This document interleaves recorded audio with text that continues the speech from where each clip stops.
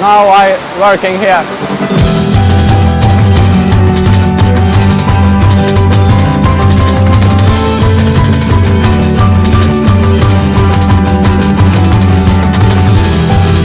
Mun nimi on Tomi Muinonen. Oon Kouvolasta kotoisin, 22-vuotias. Oon matkustellut aika paljon. Viime talven olin Aasiassa ja tykkäsin siellä, kokeilin 2 viikon ajan on palilla surffausta.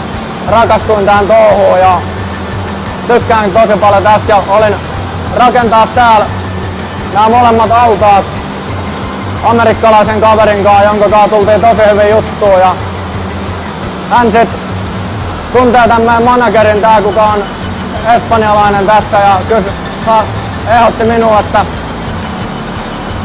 vois kysyä minua tänne töihin ja nyt on täällä töissä ja tykkään tästä työstä tosi paljon.